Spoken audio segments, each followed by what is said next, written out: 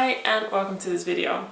Today I'm going to share my 5 favorite 2-player board games. You're probably going to spend even more time inside, so it can never hurt to know some of these. Duncan and I got into board games, I think it was last year. My parents never really were into them, so I didn't really grow up playing a lot of board games, but since Duncan moved over to Malta, we have been playing a lot. So I would say I know my fair share about board games these days. And yeah, I'd love to share some with you. 2 of these games are actual 2-player games. The other 3 are 2 up to a certain number of player games. The one I'm going to start with is Lost Cities. Lost Cities is a card game. I found out about it last year. A friend of ours had it and he showed it to me and I got quite hooked on it. The first 2 or 3 times you really have to get used to it, but then you'll start making up strategies. So the game is that there's different colors. I think there's 5 different colors and all colors are different expeditions. The cards go from 1 to 10 and you have to make sure that in every expedition you start you get at least 20 points, because that's how much it costs to start the expedition in the first place. So it's really about looking what you have in your hand, what there's on the table, also what your competitor has on the table. It's really strategic, but it's also, you know, obviously there's a bit of luck involved as well. But it's a really quick game and it's a really fun game. So that's my first recommendation. The second recommendation I have is also for 2 players. It's Patchwork. It's a game in which you pay by buttons and you go along on either this or this, whatever you find prettier, board from outside to inside, and you have your own board in which you try to puzzle pieces together like it's patchwork, and you just try and fill your board as much as possible.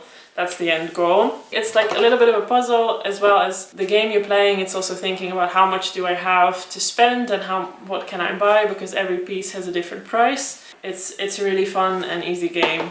You won't forget the rules easily. So even if you haven't played it for a while, it's always a nice one to come back to. Now the other 3 games are 2 up to a certain amount of player games.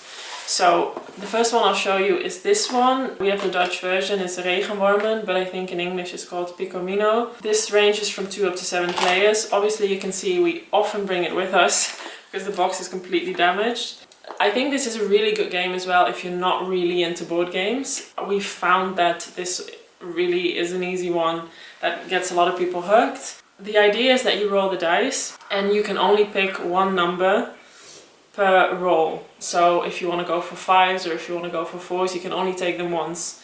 And it's more or less about getting the highest score so that you can get the highest domino tiles. But it does mean that, let's say if you just took 2 5s and then you roll 4 5s, you cannot take them anymore.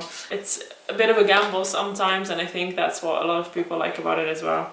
But definitely a recommendation for 2 players, but also once you're allowed to meet with a lot more people, you can play it up to 7 people. The 4th game I'm going to show you is the game Carcassonne, which is basically, it is a board game, but you make the board yourself. So every single turn you take a tile and you place it onto the table and you sort of puzzle it together. So every road needs to connect with a road and every field needs to connect with a field, city with city, and so on. You can get points for each of these. So for a road or for a city, you just try and claim as much as you can, and then the board forms throughout the game. My brother introduced me to this one and we sort of go on and off.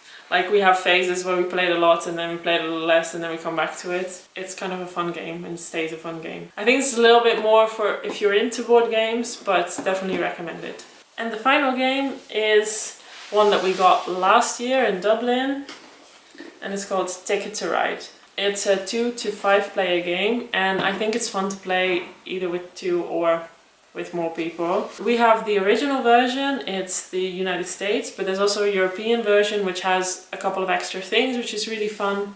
The idea of the game is to build a route of trains between 2 places. So let's say you get Los Angeles to New York, you have to make sure that you get train routes connecting those 2 places. If you make it, you get extra points. If you don't make it, points are deducted, and you also get points for every route, every small connection between 2 places. It's quite strategic. it's also anticipating what the other person is going to do, because sometimes when someone builds close to where you want to build, you really have to make sure to be on time before they claim something that you really want. Yeah, it's a really fun game. The only thing is that Duncan has been winning it a lot recently, and I'm a little bit upset about that. And those are all 5. I hope you enjoyed this video. Make sure to actually like it if you do. Let me know if you've played one of these, or also if you have another recommendation, please let me know. I hope to see you soon. Bye!